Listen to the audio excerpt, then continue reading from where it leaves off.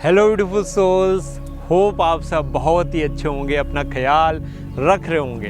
This is one of the best healing method. This is the one ancient Purana method. जब आप अपनी energies को जान सकते हैं, जब आप अपने बारे में, अपने करियर के बारे में प्रिडिक्ट कर सकते हैं। मैं आपको टीच करने वाला हूँ वैदिक साइंस को। देखिए, बहुत शॉर्ट में बहुत एक्यूरेट चीज़ बताने वाला हूँ, जिससे आप ये भी जान सकते हैं आपका रिलेशनशिप कैसा चलेगा, इवन आपकी लाइफ में कैसी आपकी मैरिड लाइफ चलेगी और कैसे आप अपने करियर को इम्प्रूव करें। This is the one of the best healing method और बेस्ट एक्यूरेट प्रेडिक्शंस। मैं भी जब लोगों की रीडिंग करता हूँ काफ़ी बार इन चीज़ों को यूज़ करता हूँ, नक्षत्रों को यूज़ करता हूँ। चलिए जानते हैं इस चीज़ को हम कैसे यूज़ कर सकते हैं, कैसे इन चीज़ों को जानकर अपनी लाइफ को और ज़्यादा इम्प्रूव कर सकते हैं। आज की इस वीडियो को शुरू करते हैं।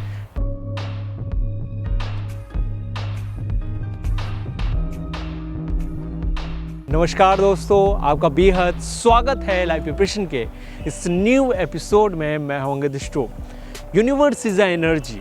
आप जो भी हैं, आप अपनी ऊर्जाओं के कारण हैं, आप अपनी फीलिंग्स के कारण हैं। आप जैसे बात कर रहे हैं, अपने आप को एक्सप्रेस कर रहे हैं, आपके अंदर जैसी भी एनर्जी है, आप उसी चीज़ को रिप्रेजेंट करते हैं। एक प्लांट से लेकर कॉस्मोस की हर एक वस्तु पे इस यूनिवर्सल एनर्जीज़ का इम्पैक्ट पड़ता है, इस यूनिवर्स का असर पड़ता है। ये सब आपस में कनेक्टेड हैं। अगर आप हायर वाइब्रेशन पे होंगे तो डेफिनेटली आपकी लाइफ में बेहतर लोग आएंगे। अगर आप लोअर वाइब्रेशन पे होंगे तो आपकी लाइफ में डिफ़िकल्टीज़ और प्रॉब्लम्स आएंगी। तो कैसे एक्चुअली हम जान सकते हैं कि आप इमेजिन करिए कि आपको एक बुक मिल जाए, उस बुक में आपके बारे में सब कुछ लिखा हुआ हो, सब कुछ एक्यूरेट लिखा हुआ हो, और एक स्क्रिप्ट हो जिसमें आप अपने बारे में जान सकते हैं, अपनी एनर्जीज़ को ठीक कर सकते हैं, उन चीज़ों पे काम भी कर सकते हैं। आप किधर जाना चाहते हैं करियर वाइज, उन चीज़ों को भी समझ सकते हैं। ऐसी बुक मिल जाए कितना अच्छा होगा ना। एक्चुअली ऐसी ही बुक ऑलरेडी उपलब्ध है। हमारे वैदिक साइंसेस इस चीज़ों को बहुत बखूबी डिफाइन करते हैं। जैसे कि हमारी 12 राशियाँ जो ओवरऑल बेसिक स्ट्रक्चर देती हैं आपके बारे में। बट अगर हम राशियों को डीप माइक्रोस्कोपिक लेवल पे देखते हैं तो उनको पता चलता है कि उसके भी अंदर बहुत सारे नक्षत्र हैं। बेसिकली 30 डिग्री लॉन्ग है आपकी एक राशि, इसलिए सेम राशि वालों का भी डिफरेंट नेचर होता है। अब उसको भी डिवाइड करते हैं तो आते हैं नक्षत्र, जो कि 13 डिग्री के आसपास होता है। अब उसको भी और डिवाइड करेंगे तो आपका पद आएंगे, जो कि एक नक्षत्र में 4 पद होते हैं, टोटल हो जाएंगे 108। अब यहाँ पे हर एक नक्षत्र में एक एक पद एक स्पेसिफिक एनर्जी को रिप्रेजेंट करता है। फॉर एग्जाम्पल, कोई एक मेल हो, उसके वीनस कहाँ बैठे, वीनस इज वाइफ, मतलब उनकी वाइफ की स्टेटस कैसा होगा, उनके डीएफ कैसे होंगे, उनके रिलेशनशिप जो सोलमेट या किसी के साथ बन रहा है उनका मेंटल स्टेज कैसा होगा, उनकी मैरिज लाइफ कैसी जाएगी, उनकी वाइफ कैसे बिहेव करेंगी। ये एग्जैक्टली पता चल सकता है अगर आप एक्यूरेट जान सकें कि किस नक्षत्र में बैठे हुए हैं। फॉर एग्जाम्पल, मैं कुछ एग्जाम्पल देता हूँ, आप भी इस चीज़ को बहुत ईजिली कैलकुलेट कर सकते हैं। जैसे कि मघा नक्षत्र हो गया, मघा नक्षत्र हो गया, जैसे केतु का नक्षत्र है, और रेवती नक्षत्र हो गया, आपका सावना नक्षत्र हो गया, पूर्व फाल्गुनी नक्षत्र हो गया। ये डिफरेंट नक्षत्र हैं। स्वाति नक्षत्र हो गया। जिस भी नक्षत्र में आपके मान लीजिए किसी मेल के चार्ट में वीनस स्थित होंगे, हस्ता नक्षत्र में, तो मैं एक बात कहना चाहता हूँ, पहले जो लोग उठते थे सबसे पहले अपने हाथों को रफ करके प्रणाम करते। हस्ता में क्या, हर एक नक्षत्र का एक मीनिंग है। यहाँ हस्ता मतलब हथेली। कराग्रे वस्ते लक्ष्मी, कर मध्य सरस्वती, कर मूले गोविंदा, प्रभाते कर दर्शनम। अर्थात कि कर के अग्रभाग में लक्ष्मी का वास है, मध्य भाग में सरस्वती का वास है और मूल भाग में गोविंद है।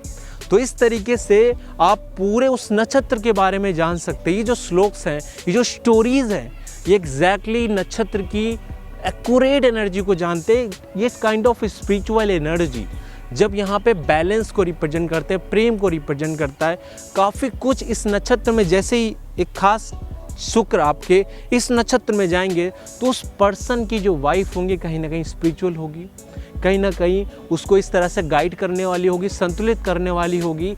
ये नक्षत्र ही कहानी बयां करता है। उसी तरह आप अगर मान लीजिए केतु का नक्षत्र देख लें, मघा नक्षत्र हो गया, अश्विनी नक्षत्र हो गया, जो कि केतु के नक्षत्र हैं। Ketu is the energy of past life deep research and deep significance. जब आप किसी चीज़ में डीप जाते हैं, किसी को डीपली समझने लगते हैं, अंडरस्टैंड करने लगते हैं, स्पिरिचुअलिटी को समझने लगते हैं, that is a Ketu. Ketu is the energy of dark. तो यहाँ पे आपको थोड़ा सा स्ट्रगल तो स्टार्टिंग में फेस होता है। जो स्पिरिचुअल अवेकनिंग कुछ लोग जो होती है ना, वो केतु की एनर्जी है। कहीं ना कहीं आपकी सब पीरियड या अंतरदशा या इम्पैक्ट अगर केतु का कर रहे हैं तो आपके जो कार्मिक बैगेजेस हैं वो रिलीज होना शुरू हो जाते हैं। तो जब आपके कोई प्लैनेट का मान लीजिए किसी फीमेल के चार्ट में जुपिटर बैठे हैं केतु के नक्षत्र में, मघा नक्षत्र में बैठे हुए हैं, या मूला नक्षत्र में बैठे हो। Moola actually also significance of Ketu energy. Moola मतलब जो मूल रूट चक्र है, जहाँ से क्रिएशन होता है, जहाँ से रचना होती है, जहाँ पे कोई भी चीज़ बनती है, वो मूला नक्षत्र है। मूला मतलब वही चीज़ है। बहुत सारे हमारे यहाँ जो जैसे मूल नक्षत्र में चंद्रमा हो तो पिता की पहले फेस नहीं देखा जाता। ये सब आप चीज़ें स्टोरीज जानते होंगे, इसके पीछे भी बहुत सारी स्टोरीज हैं। अब मूला नक्षत्र मतलब क्या? एक रूट एनर्जी। अब केतु जब वहाँ जाएंगे तो आपको डीप ले जाएंगे, आप थॉटनेस में डीप जाएंगे। उस जो पर्सन होगी, उस जो लेडी होगी, जुपिटर इज द सिग्निफिकेंस और husband, spouse, DF, even career को भी रिप्रेजेंट करते हैं। किसी फीमेल के चार्ट में जुपिटर स्टेबिलिटी को रिप्रेजेंट करते हैं। अब एग्जैक्टली जुपिटर की स्टेज, नौमांस कुंडली में उसकी स्टेज और मेन चार्ट में वो किस नक्षत्र में बैठे हुए हैं, आपकी टोटल एक्यूरेट प्रेडिक्शन देख करके देगा कि आपको एग्जैक्टली जो आपकी मैरिज होगी वो किस पर्सन से होगी। आपकी जो मैरिज होगी, आप उस मैरिज में कहाँ तक जाएंगे, कैसे आप फील करेंगे, कैसा आप एहसास करेंगे, आपका रिलेशन किस दिशा को दशा की ओर जाएगा। तो ये हम एक्यूरेट जान सकते हैं नक्षत्रों का अध्ययन करके, नक्षत्रों को समझ के, नक्षत्रों की प्रेडिक्शंस करके। अगर किसी नक्षत्र में मान लीजिए कि बैठे हुए हैं, अभी जुपिटर की मैं बात कर रहा था, जुपिटर मान लीजिए मघा नक्षत्र में बैठे हुए हैं, तो मे बी यहाँ पर जो पर्सन होगा, बाकी कंप्रेहेंसिव स्टडी करनी होती है दोस्तों, क्योंकि एवरीथिंग इज़ इम्पॉर्टेंट। अगर कोई भी चीज़ आप मिस करते हैं तो वो एक लेयर है। एस्ट्रोलॉजी या Vedic sciences is are layers of knowledge. अगर आप एक लेयर पे ही केंद्रित हो गए तो आपके प्रिडिक्शंस गलत निकल जाएंगे। This is all kind of comprehensive prediction. तो आपको कंप्रहेंसिव, जैसे एक प्याज देखा आपने, this is a layers of every layer, एक तरह की स्वाद को आप देखिए, बीज का स्वाद कैसा होता है, बाहर का स्वाद कैसा होता है।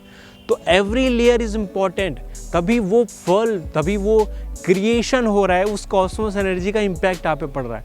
अगर आपने उसको जाना, और ये एकदम एक्यूरेट है, अगर आपने इस चीज़ को समझ लिया तो आप बहुत ईजिली समझ सकते हैं कि एग्जैक्टली मेरी मैरिड लाइफ कैसी होगी। अब मान लीजिए आपको करियर के विषय में जानना है, ठीक है, तो करियर के विषय को रिप्रेजेंट कर रहे हैं, मान लीजिए कर्मा को सैटर्न रिप्रेजेंट कर रहे हैं। सैटर्न एग्जैक्टली आपके किस नक्षत्र में बैठे हुए हैं, दैट रिप्रेजेंट योर करियर, कि किस तरह के करियर आप करेंगे, किस तरह का आप करियर में बिहेवियर करेंगे।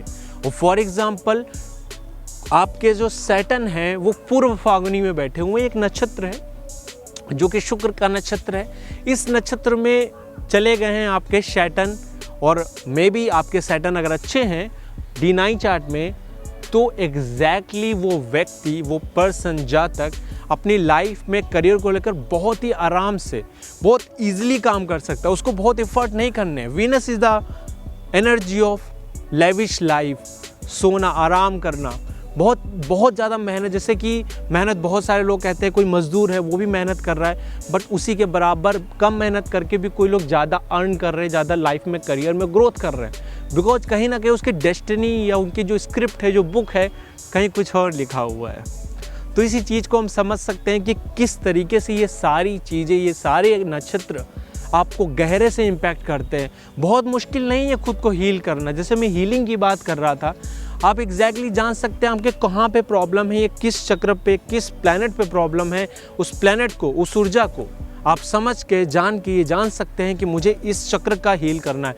बहुत सारे लोगों को मैंने मेडिटेशन कराया था हार्ट चक्र का, न जाने कितने लोगों को फ़ायदा हुआ है। और आप लोगों को जो थैंक यू आता है, मैं सभी को तो नहीं बोल सकता कि गॉड ब्लेस यू, आप सब करते रहिए। इसलिए एक कंबाइंड मेरा मैसेज यही है कि उस मेडिटेशन को, जो मैंने ट्विन हार्ट मेडिटेशन कराया, हार्ट चक्र का मेडिटेशन कराया, उसमें मेडिटेशन में जितने भी लोगों को लाभ हुआ है, उसको रोज़ रेगुलरली नहीं करना है, सम टाइम करना है, क्योंकि this is a higher form of meditation. उसमें आप खुद अपनी आप को बहुत तेज़ी से हील करते हैं। अगर जितने भी लोगों को पेन हो रहा है वो मेडिटेशन करने के दौरान, वो एक्चुअली नेचुरल है।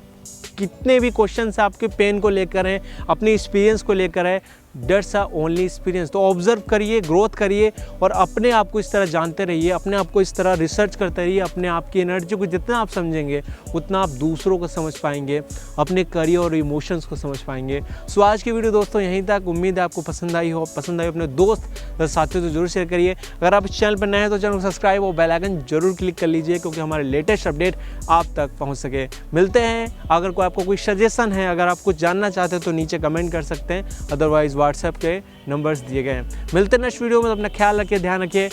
नमस्कार दोस्तों।